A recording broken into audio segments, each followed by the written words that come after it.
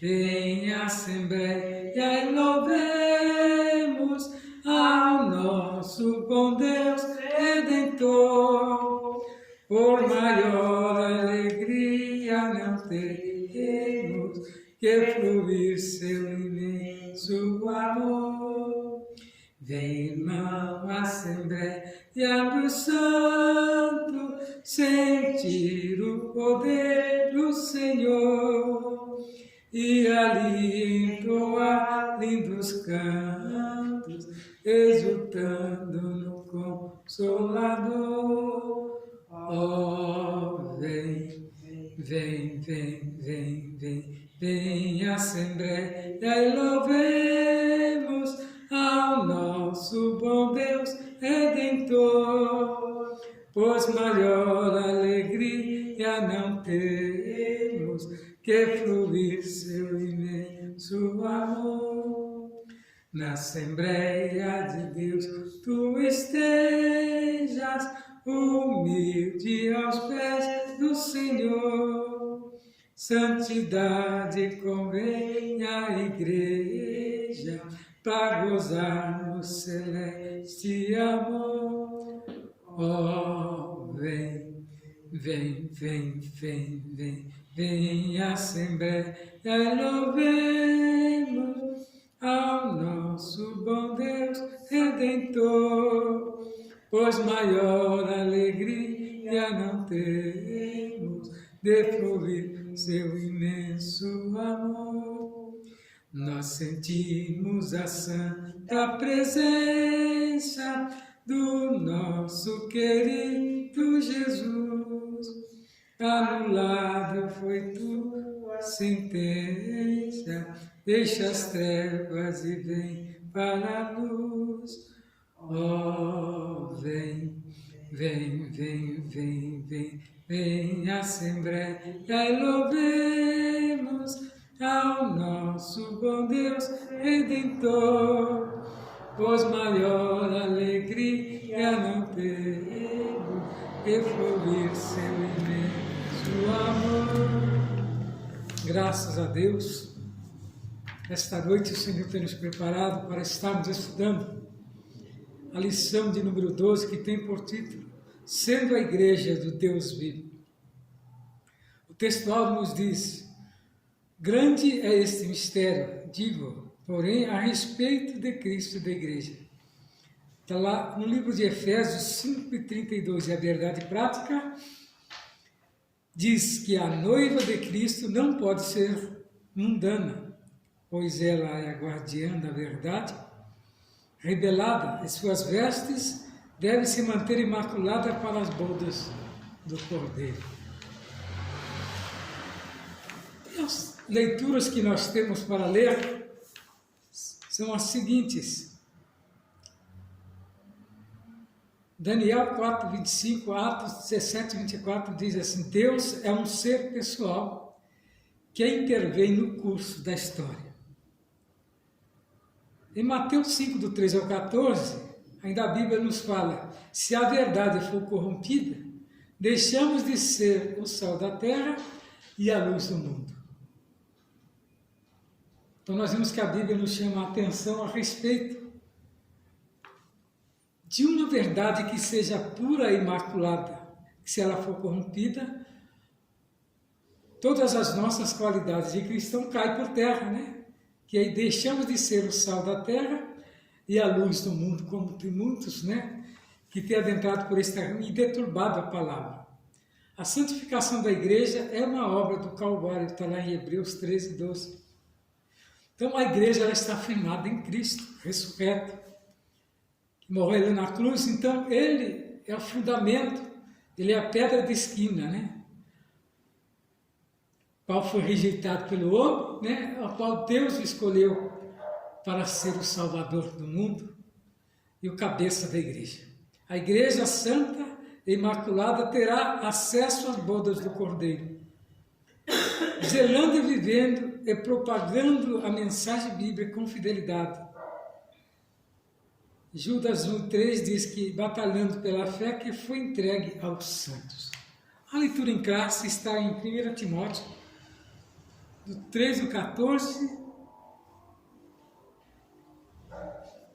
do 14 ao 16, em Efésios 5, do 25, 27 ao 32. 1 Timóteo 3 diz assim: escrevo estas coisas esperando ir ver-te depressa. Mas se tardar, para que saibais como convém andar na casa de Deus, que é a igreja do Deus vivo, a coluna e a firmeza da verdade. E sem dúvida alguma grande é o mistério da piedade. Aquele que se manifestou em carne foi justificado em espírito, visto dos anjos, pregado aos gentios, crido no mundo e recebido acima na glória. Vós, maridos, amai vossa mulher, como também Cristo amou a igreja e a si mesmo se entregou por ela, para a santificar, purificando-a com a lavagem da água pela palavra. Para apresentar a si mesmo a igreja gloriosa, sem mácula, nem ruga, nem coisa semelhante, mas santa e irrepreensível. Grande é esse mistério. Digo, porém, a respeito de Cristo e da igreja. Então nós vemos que a igreja local não está livre de influências nocivas que procuram enfraquecer sua identidade de representante de Cristo no mundo. Por isso, nessa lição, é importante nós reafinar a natureza da igreja e destacar seu relacionamento com Cristo. Nesse relacionamento, que como igreja, nós afastamos do mundo e vivemos o propósito de Cristo na terra e nos livramos da influência hostis aos valores eternos da mensagem de Cristo. O comentarista nos traz esse alerta, como nós igrejas temos que ser contra ao mundo, por causa do que apresenta o mundo para prejudicar a igreja. E os cristãos têm por obrigação, não se ajuntar ao mundo, nem mesclar a igreja com as coisas do mundo. Pois tem denominações que têm mesclado, principalmente os louvores, louvores sentido duplo, que a gente tem visto por aí. Eles usam tanto, diz que usam tanto para louvar a Deus como para louvar a própria carne, que quando você usa um louvor que se diz a Deus e você dança nele, você está fazendo o quê? Você está enaltecendo a sua carne, indo contrário às coisas de Deus, porque os louvores para Deus não é para ser dançado, mas é sim para louvar a Ele, enaltecer o teu nome. Então nós vemos que a natureza da igreja, ela é levar o homem a viver num contexto, daqueles que procuram desconstruir a fé dos santos. Entretanto, nesse contexto, é que somos convidados a ser a igreja de Deus, Vivo, coluna e firmeza da verdade. É tempo de ser igreja em qualquer lugar em que Deus nos levar.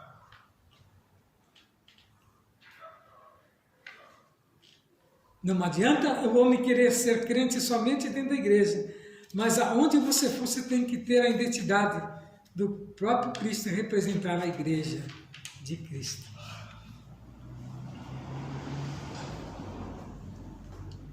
Então nós temos visto que o efeito do mundanismo são percebidos na igreja e deixa de ser pautado pelos valores da fé cristã. Paulo escreve aos Efésios lá 3, do 1 ao 5, a respeito disso, que infelizmente ela não está imune à influência nociva da sociedade. Porque a igreja em si, ela é tirada de dentro da sociedade. Então não tem como você simplesmente anular aquilo que a sociedade planta, mas o cristão em si tem que pautar bem aquilo que ele vai levar para a igreja, para que ela não venha ofuscar as coisas de Deus. Então nós vemos que Cristo é as armas que impedem a mundanização da igreja local. A proposta é chamar a atenção para o papel da igreja de Deus vivo como coluna de firmeza da verdade. O apóstolo Paulo não se cansa de falar e alertar a respeito disso. Item primeiro, a natureza da igreja é do Deus vivo.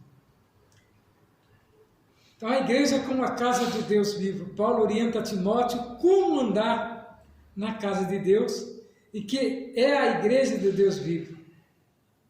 Então a expressão casa de Deus foi emprestada do Antigo Testamento, onde termos frequente é casa do Senhor. O uso original, a expressão refere-se ao templo, mas o complemento é que a igreja do Deus vivo inclui um conjunto de membros da igreja. O apóstolo ainda usa o vocábulo domésticos da fé, né? Cuja família de Deus, corpo de Cristo, templo de Deus. A sentença de Deus vivo enfatiza verdadeiro Deus em contraste com os ídolos mortos, fazendo alusão à doutrina bíblica de que Deus é um ser pessoal distinto da criação e que ao mesmo tempo se relaciona com a criatura atuando na história humana. Item 2. A coluna e firmeza da verdade. A Bíblia assegura que a igreja de Deus vivo é a coluna e firmeza da verdade. Nessa metáfora, a igreja é fundamento que sustenta a verdade, ou seja, significa que foi instituída como guardiã da verdade por Deus. Essa verdade é o Evangelho de Cristo e as boas novas de salvação e a sua imutáveis doutrina. Portanto, é a responsabilidade da igreja propagar, testemunhar e defender a verdade do Evangelho. Então, a retaguarda da igreja é assim, guardar aqueles que professam o Evangelho. Então, nós vemos que, quando vamos falar das coisas de Deus, se nós não tivermos o respaldo da igreja, fica sem fundamento.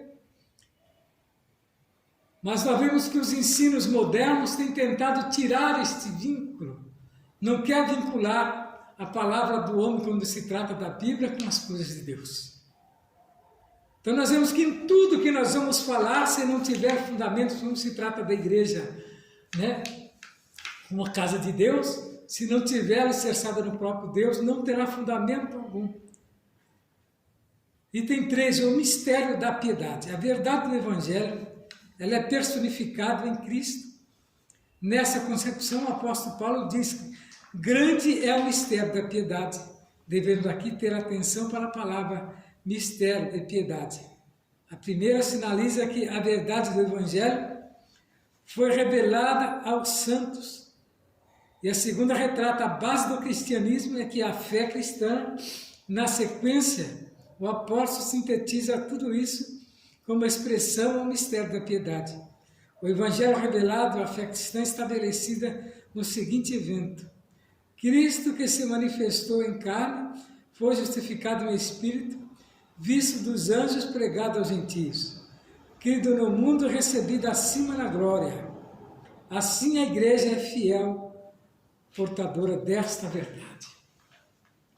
E o próprio Jesus mesmo disse que se alguém vier trazendo o Evangelho que não seja este da Bíblia, não é para receber, porque é anátema. Tem uma coisa falsificada que não provém dele. Para ficarmos atentos a respeito daqueles que professam determinado Evangelho, que não conduz o homem a lugar algum, mas simplesmente a confusão da sua mente. A igreja é a casa do Deus vivo, coluna e firmeza da verdade, fiel, portador da verdade do Evangelho. Então nós vamos aqui agora falar da definição da igreja. Então nós vemos que hoje a igreja comporta vários significados. Refere-se frequentemente ao prédio onde os crentes se reúnem. Por exemplo, estamos indo à igreja, pode indicar a nossa comunhão local ou a denominação, minha igreja. ensina o batismo por imersão, ou um grupo religioso, regional ou nacional. A Igreja da Inglaterra, a palavra é empregada frequentemente como referência a todos os crentes nascidos de novo, independente de sua diferença geográfica e culturais. A Igreja do Senhor Jesus Cristo, mas seja como for o significado bíblico da igreja, refere-se primariamente não à instituição e cultura, mas sim a pessoas reconciliadas com Deus, mediante a obra salvífica de Cristo, que agora pertence a Ele. Então, Cristo, né? E o relacionamento com a igreja, que nós fazemos a comparação da santificação e pureza.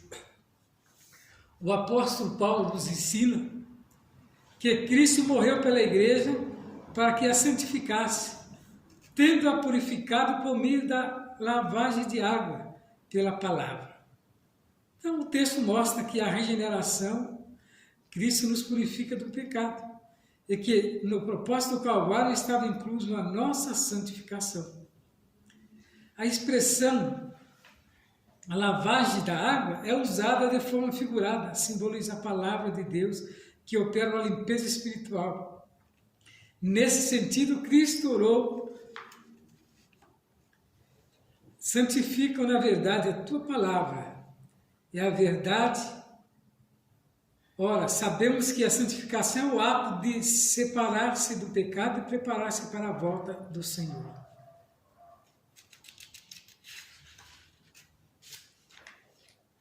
É o contínuo até a glorificação final. Esse processo é o contínuo até a glorificação final no dia de Cristo. Paulo escreveu aos Romanos 6, 22, 8 e 30 e Filipenses 3, 21. Gloriosa e irrepreensível, a santificação tem como alvo preparar, né, uma igreja gloriosa, sem mácula nem ruga, nem coisa semelhante, mas santa e irrepreensível. A Escritura compara a relação de Cristo com a igreja com a do marido com a esposa. E assim a igreja é a noiva de Cristo, que se prepara para a festa nupcial.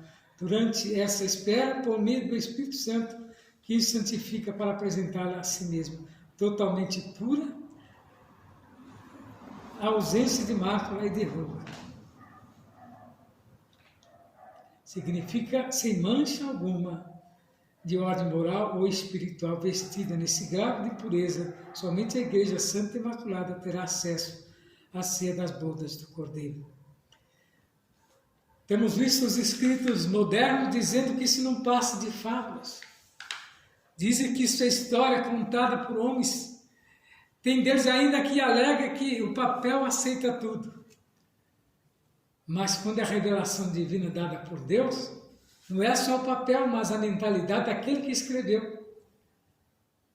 Ele escreveu direcionado pelo próprio Deus. Se nós não acreditamos na palavra de Deus, como é que nós vamos crer que existe um Deus que está velando pela sua palavra? O apóstolo Paulo escreve que se nós formos esperar tudo só por este mundo, nós somos os mais miseráveis dos homens.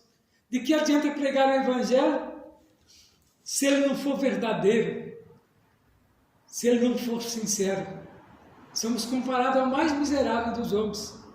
De nada adiantaria nós estarmos pregando a palavra se nós não tivermos confiança. Então, a santificação, a pureza e o caráter repreensível da igreja se destaca no relacionamento de Cristo com ela. O corpo de Cristo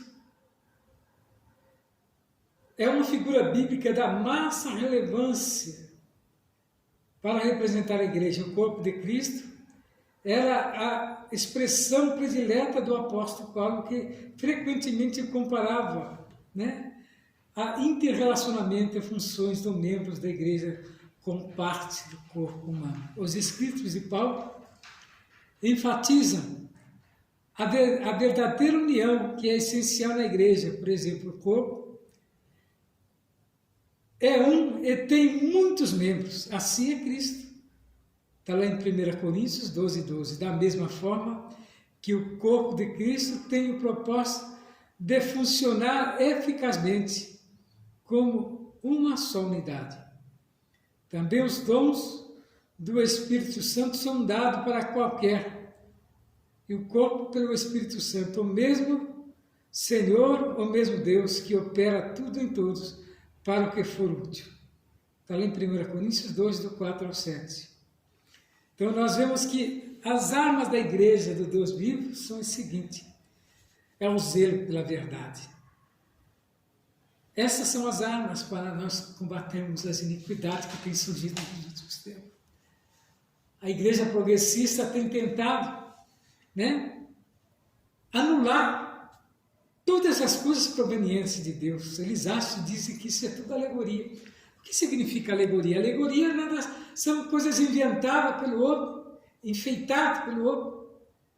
Por exemplo, vemos os gregos que quando se diziam a respeito dos seus deuses, lá tudo invenção deles.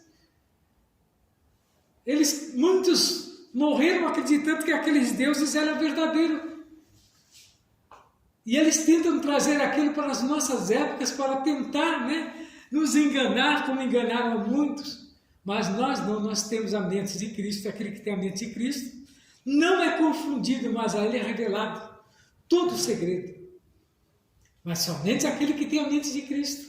E o mundo não tem a mente de Cristo. Que a Bíblia relata que esse mundo jaz no maligno. Quando diz que jaz no maligno, é porque ele tem predominado sobre muitos. E a maioria daqueles que não querem ouvir a palavra de Deus estão ligados a ele. Então esses não vão ter a revelação nunca da palavra de Deus. Então, o zelo pela verdade, enfatizamos que a verdade bíblica é absoluta e imutável.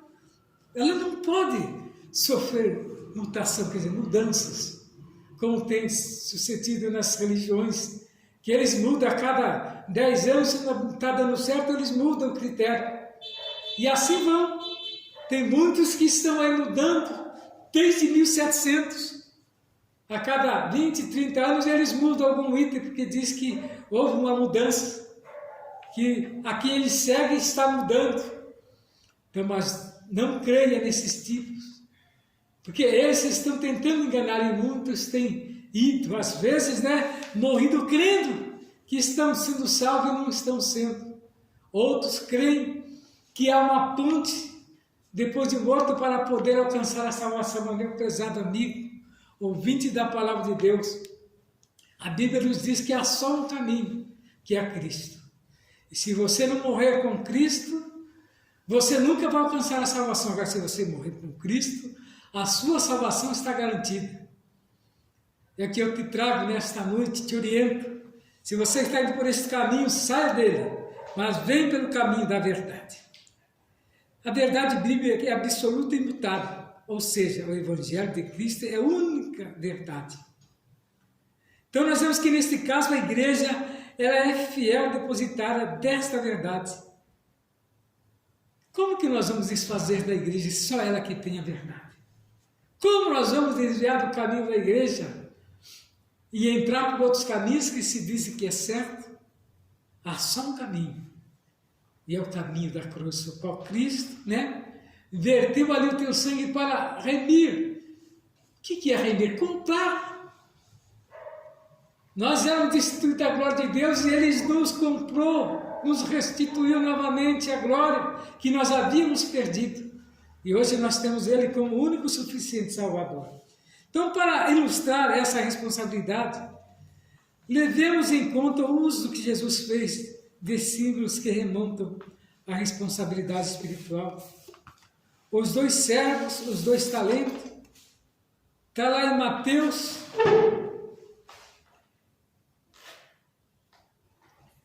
24, do 45 a 51, quando ele diz a respeito dos talentos.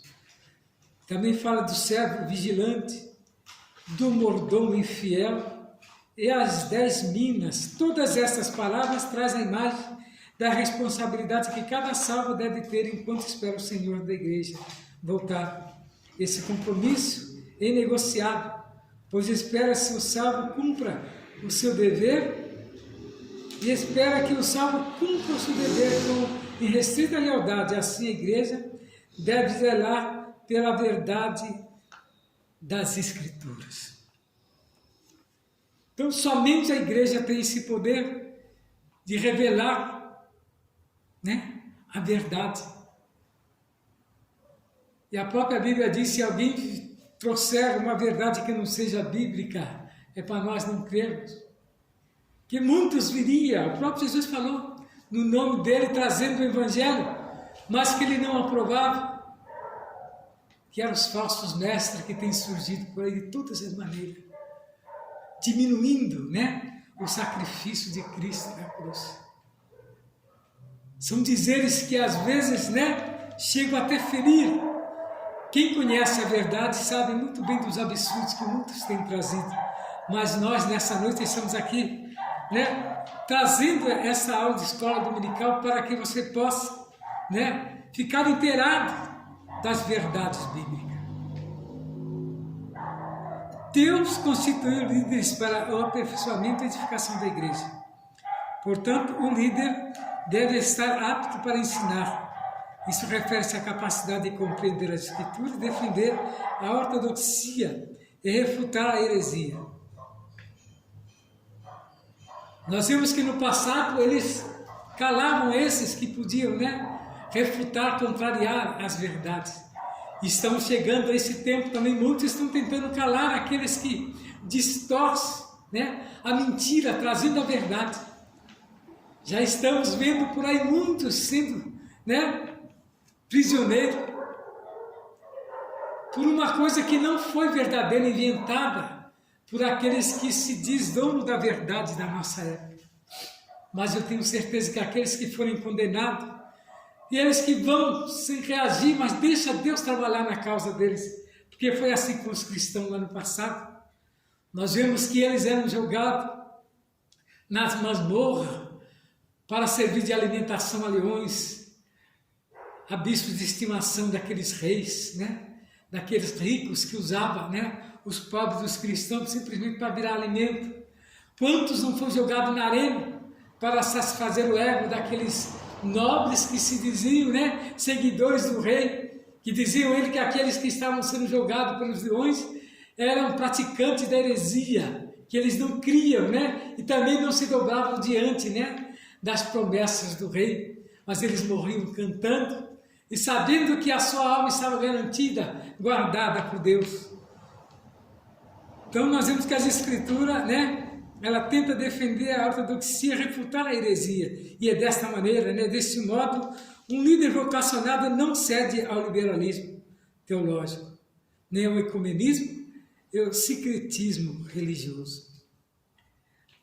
O comentarista nos traz aqui que aquele que conhece a verdade na íntegra jamais cederá a este capricho de se sentar na mesa dos escarnecedores, como fala o Salmo 1.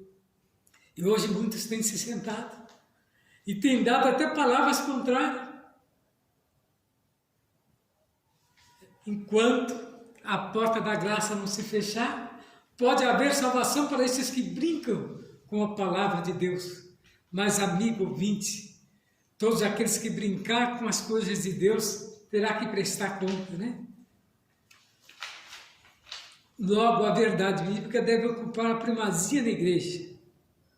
Não por acaso, traz aqui o exemplo da Tese 54, onde Lutero ensinou que ofendemos a palavra de Deus quando no sermão não há tempo aos estudos da Bíblia, ou seja, quando a exposição da Bíblia não é o ser, não é o principal da pregação. Não ensinar as Escrituras, relativar suas doutrinas ou fazer concessões ao pecado equivale a fazer a igreja refém do mundanismo. Portanto, somente a verdade de Deus é capaz de libertar o pecador. Então, o zelo do ensino pela verdade são duas das principais armas da igreja do Deus vivo. Então, nós vemos que a palavra ela tem primazia dentro do culto. Eu vi um determinado pregador nos trazendo o seguinte ensinamento.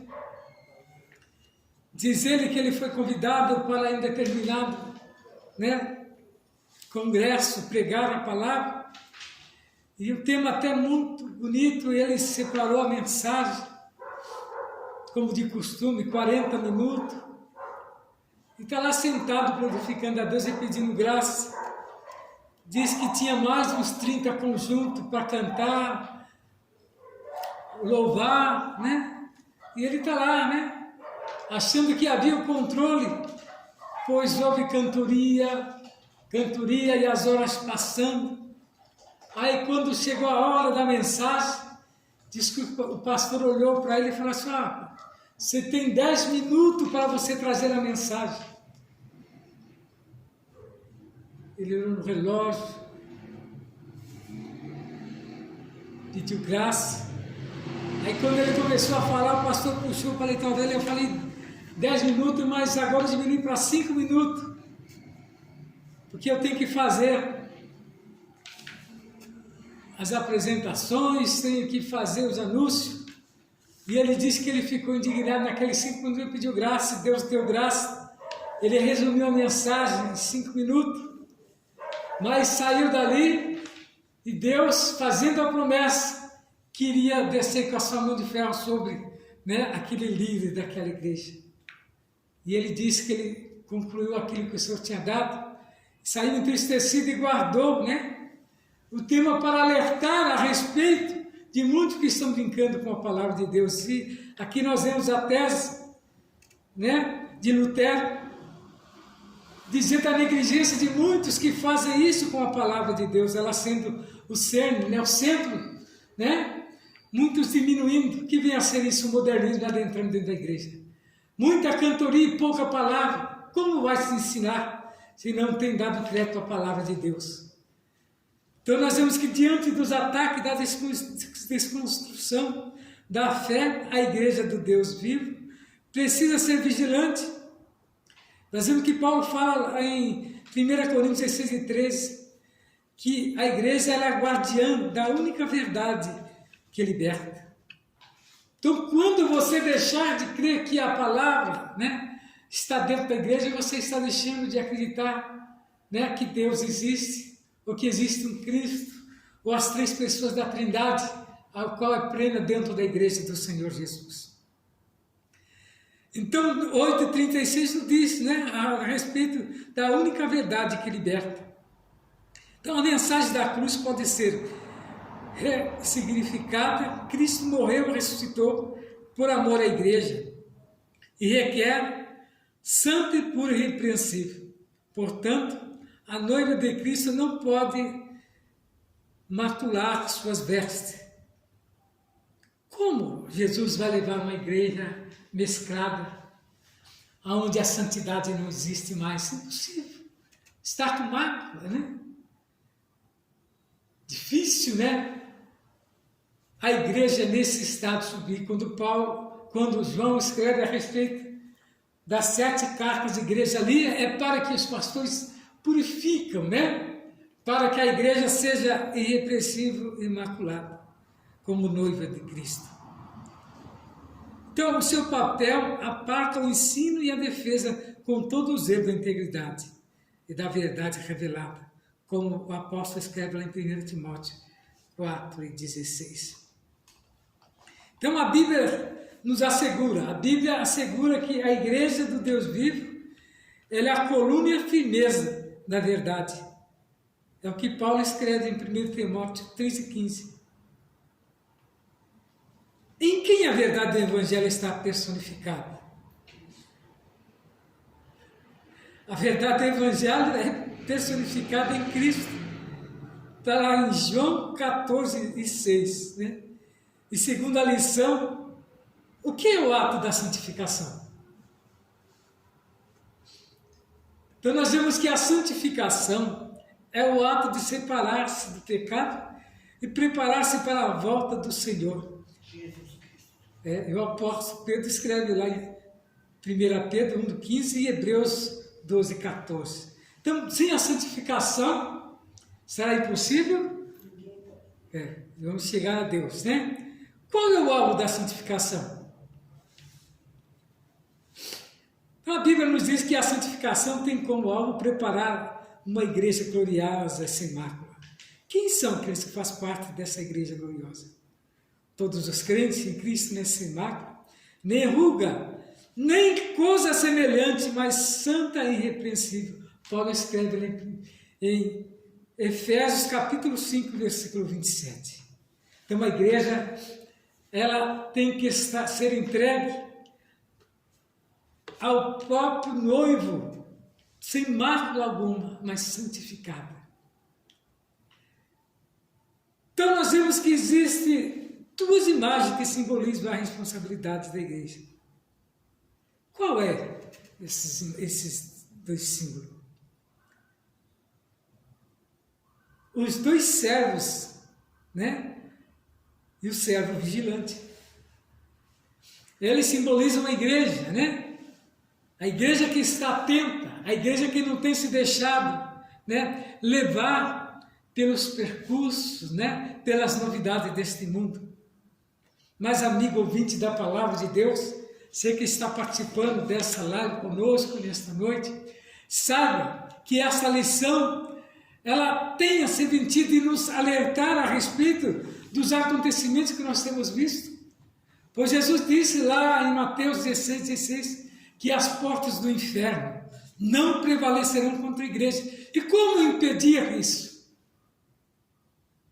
Jejuando, pregando, trazendo a palavra de alento e conforto para os cristãos, para que a igreja cada vez mais se fortifique, para que os crentes tenham em si, né, um entendimento que ele faz parte de um corpo glorioso.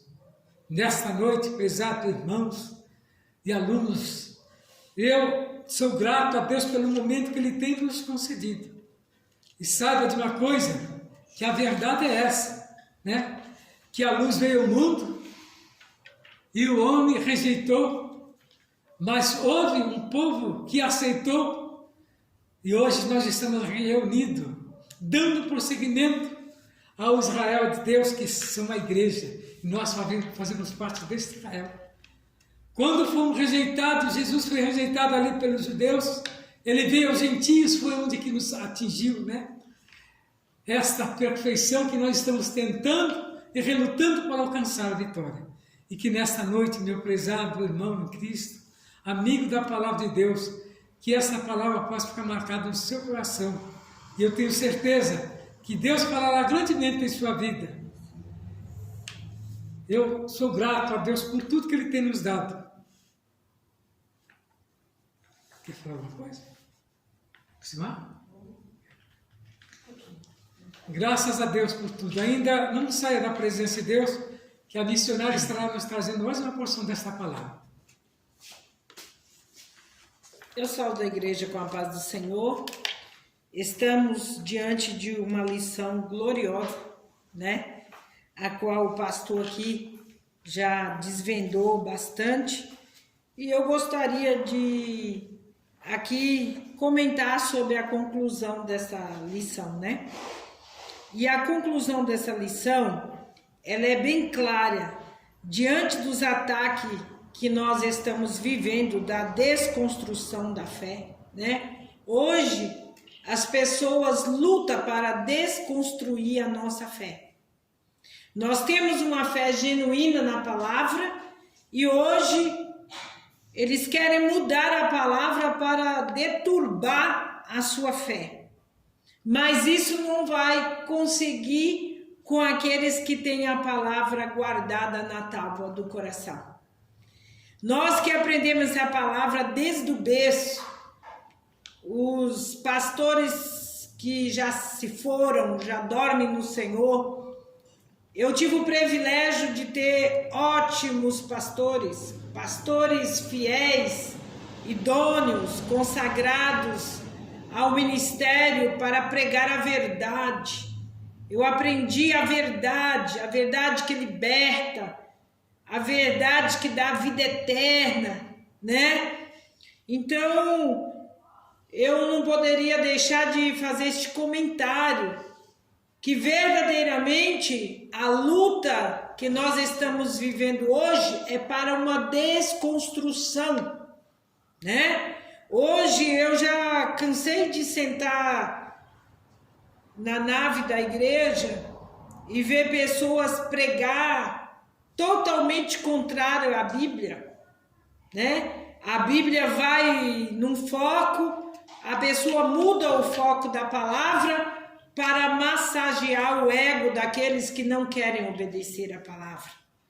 Isso é muito difícil a gente ouvir isso. Eu passei por muitos momentos de aflição, vendo a pessoa fechar a Bíblia e dizer tudo o que ele pensa, o que ele acha. Mas esta lição, ela é verdadeira em nossas vidas, né? Temos que viver o genuíno da palavra, a íntegra da palavra. Temos que viver afastando do pecado.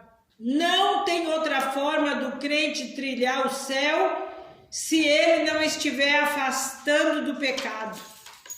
Não, hoje as pessoas estão atreladas ao pecado e Deus é que sabe. Não, você precisa saber qual é a verdadeira palavra de Deus para a salvação da sua alma. A mensagem da cruz, quantos têm rejeitado a mensagem da cruz? Não existe ingratidão maior do que a rejeição da morte de cruz de Cristo. E quantas pessoas hoje não pensam nessa morte vicária de Cristo e quer viver uma vida de erro, uma vida de pecado, uma vida contaminada, e ele quer contaminar o ambiente onde ele chega. E quando nós pregamos a palavra, é um ataque, a pessoa se sente atacada por ouvir a palavra. Mas por que ela está sendo atacada? Porque a palavra está lá mexendo nas feridas dos seus pecados, né? É como a palavra de Deus diz, tem momento que a palavra é como fel, ela é amarga, mas depois ela se torna doce. Quando você começa a observar a palavra de Deus, que ela tem o poder de limpar o seu coração, a sua mente, transformar o homem, o mais vil pecador, é coisa gloriosa. Só Jesus tem o poder de libertar através da sua palavra. E nós vemos aqui que Cristo morreu, ressuscitou por amor à igreja. E requer desta igreja santidade. Nossa, tem gente que fala tão mal da santidade. Não, e tem gente que quer explicar o que é santidade. Eu começo a dar risada quando eu vejo a pessoa abrir a Bíblia e dizer santidade é isso, santidade é aquilo. Só que a Bíblia é tão correta. A Bíblia diz que sem a santidade ninguém verá a Cristo. Não adianta. Se você quer viver uma vida larga, uma vida de pecado, você não vai chegar perto de Cristo nunca, porque você vai amar mais o pecado do que a palavra. Não, você tem que abandonar o pecado e amar a palavra de Deus, valorizar a morte vicária de Jesus. Irmãos, não há segredo. Quando você medita no sofrimento que Cristo teve, você vê que nada deste mundo vai ofuscar o alvo que é Jesus Cristo. Nada pode nos ofuscar a nossa visão.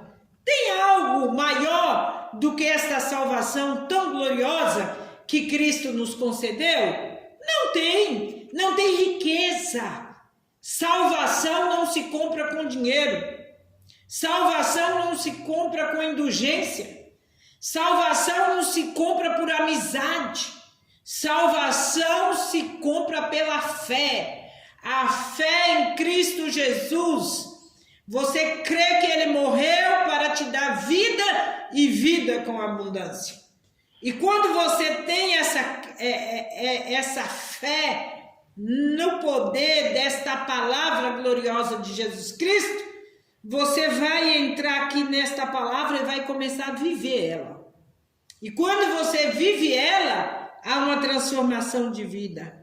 Portanto, a noiva de Cristo não pode não pode ter mácula nas suas vestes. Nossa! Misericórdia! Eu estava ouvindo um pastor pregar esses dias, ele disse, a igreja não está preparada para a volta de Cristo. Não está, sabe por quê, irmãos? Porque a igreja não pede a volta do noivo. E por que será que a igreja não pede a volta do noivo? Porque muitos estão se deleitando no pecado. Pecado não combina com santidade.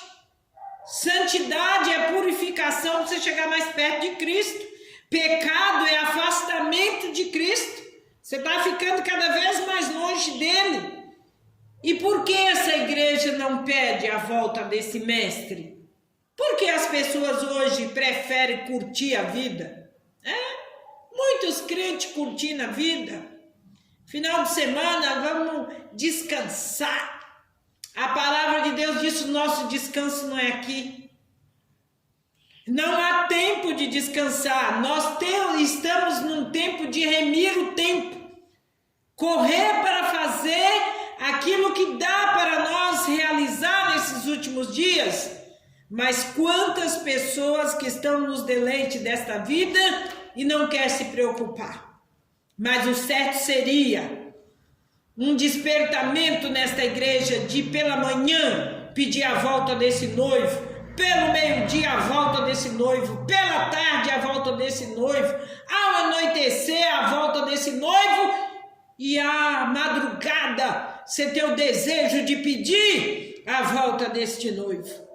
E se isso não está acontecendo com você, comece a pedir a Jesus para mudar a conduta da sua vida espiritual. Precisa oração, precisa jejum, precisa consagração, precisa tempo para Ele. Ele quer o primeiro lugar. Estava ouvindo uma irmã pregar outro dia, ela disse, Jesus quer a primeira fatia do dia para Ele. Quando nós levantamos, já entregamos as nossas vidas nas mãos dEle e pedimos para que Ele possa nos guiar aquele dia, nos visitar, nos encher de graça para suportar os dias difíceis que estamos atravessando. E nós vemos que o papel abarca o ensino e a defesa com todo o zelo da integridade da verdade revelada em 1 Timóteo 4:16. Não temos para onde correr. Temos que preparar as nossas vidas, temos que mudar os nossos hábitos, porque verdadeiramente uma igreja que espera o arrebatamento, ela tem que ser uma igreja aquecida pelo Espírito Santo. O Espírito Santo é o imã que vai nos levar até os céus, ao encontro de Cristo. E cadê o avivamento deste povo? Não existe avivamento sem desejo de oração. Não existe avivamento sem desejo de ganhar almas. Você está preocupado com a alma que está se perdendo? Você está preocupado com aqueles que estão atolados no pecado?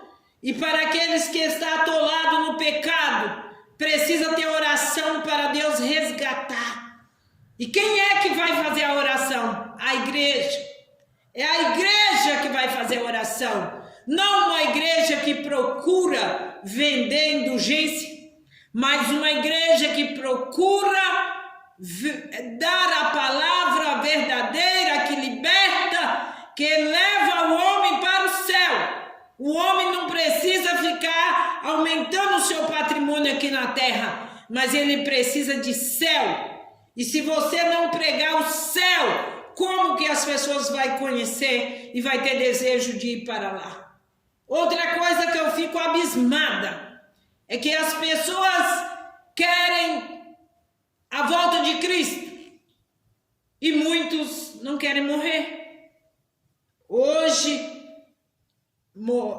passou para o Senhor um sobrinho meu que era um vaso valoroso nas mãos do Senhor. Jovem ainda, está melhor do que nós, já foi, já está livre, né? De tudo. Mas quantas pessoas que não aceitam essa separação? Precisamos aceitar. Nós vamos morar no céu. Nós não vamos morrer, mas nós vamos dormir no Senhor. E quem conhece a palavra de Deus, conhece corretamente como que é essa separação. Mas tudo isso é falta de Bíblia, é falta de conhecimento. E eu ainda quero te dizer, se você não lê a Bíblia, comece a ler para você não ser enganado. Porque há muitos enganadores.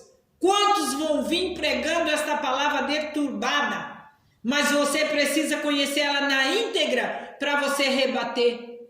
E quando a pessoa for te dizer uma heresia, você vai vir com uma palavra genuína, uma palavra que liberta, uma palavra que salva, uma palavra que sara, que cura e que dá vida eterna.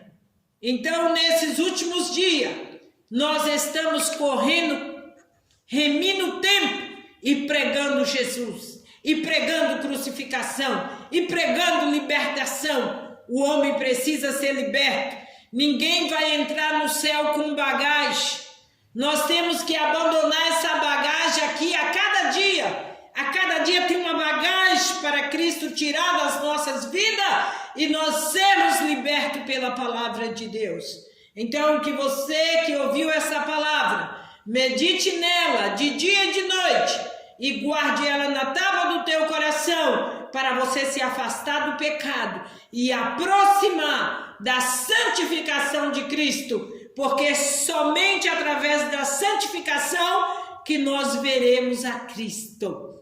Isso é glorioso, isso é maravilhoso. As coisas estão sendo invertidas nesses últimos dias. As pessoas estão aceitando Jesus e da maneira que vem fica, né? Da maneira que vem são colocados nos altares.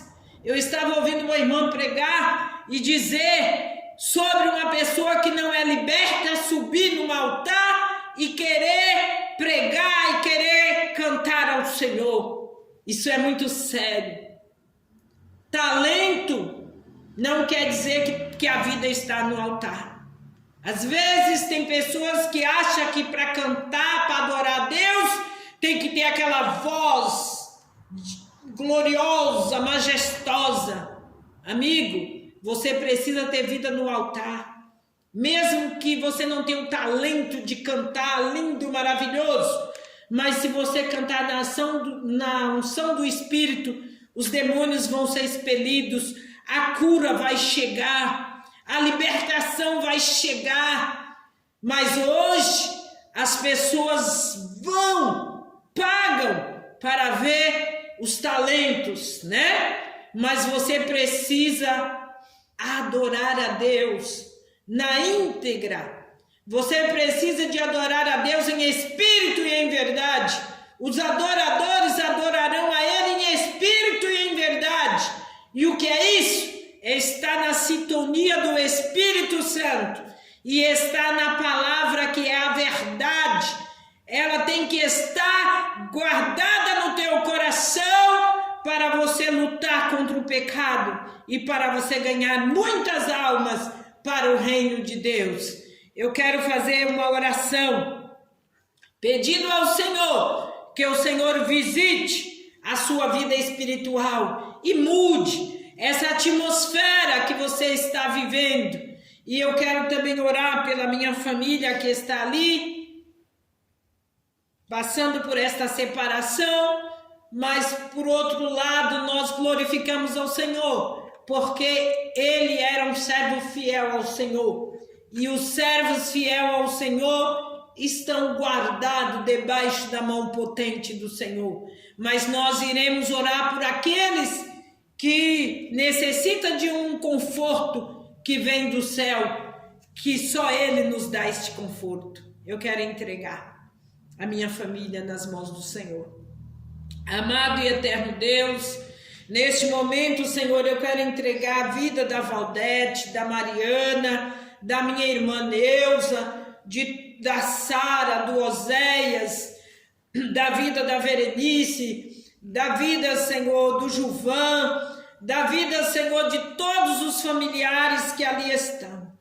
Meu Senhor, conforta os corações, porque eu sei que eles têm, Senhor, a plenitude do Teu Espírito, e eles compreenderão e entenderão que chegou o momento do Senhor guardar o Teu servo fiel. Ó grande e poderoso Deus, dai o conforto, Senhor, à esposa, à filha. Senhor, abraça-as com a Tua mão de abraçéria, com a Tua mão de poder, com a Tua mão de autoridade, porque o Senhor tem autoridade sobre as nossas vidas para nos colocar de pé diante das provações, das lutas em que nós passamos. A Tua mão, Senhor, está estendida, nos sustentando, nos abraçando e dizendo que o Senhor está conosco. Sei que o Senhor está, Senhor, com eles ali.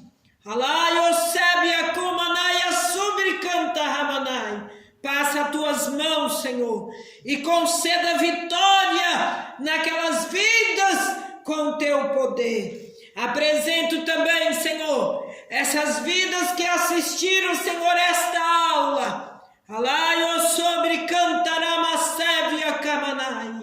Deus de poder e de autoridade, desperta a Tua igreja.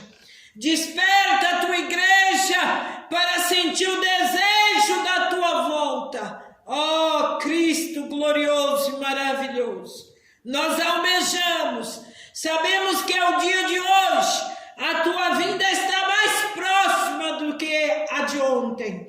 Ó grande, prepara as nossas vidas. Espírito Santo de Deus, Tu és aquele que nos levará até o noivo. Nos transforma, muda o percurso das nossas vidas com Teu poder, com a Tua sabedoria, com a Tua graça que é infinita para com nossas vidas. Nos ajuda a vencer, Senhor. Nos ajuda a vencer os obstáculos e as lutas desta vida, e que possamos estar preparados para o grande dia, para o grande momento da Tua volta. É o que nós Te pedimos, e pedimos um despertamento, ó Pai, diante do Teu povo, dentro dos templos, ó Pai, que a Tua igreja possa, Senhor, se preocupar com aqueles que não conhecem ainda a Tua palavra, com aqueles que ainda não Te aceitaram, mas que o Senhor tem o poder de resgatar e salvar com a Tua mão salvadora, com a Tua mão redentora. Nós Te glorificamos, ó Pai, por esta oportunidade, pedindo ao Senhor que nos dê muitas outras para professar a Tua palavra, palavra de verdade, palavra de vida, palavra que resgata o mais vil pecador. Eu Te agradeço, em nome do Pai, do Filho e do Espírito Santo de Deus. Amém.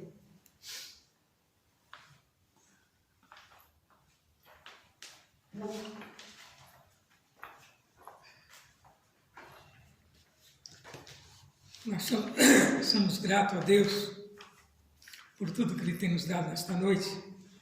Acabamos de estudar a lição de número 12, que tem por título Sendo a Igreja do Deus Vivo. Queremos deixar o endereço da nossa igreja, Rua José Alexandre Machado, 158, próximo ao Colégio Newton Reis. Os dias de culto nosso aqui é todas segundas, quartas, sextas, sábado e domingo. Você é o nosso convidado especial. Que o Senhor Jesus possa abençoar grandemente a sua vida, deixar a bênção apostólica, que o grande amor de Deus, a comunhão, as consolações do Espírito Santo, toda a igreja nós dizemos. Amém. Esse Deus é por nós. Quem será contra nós? Está terminado em nome de Jesus.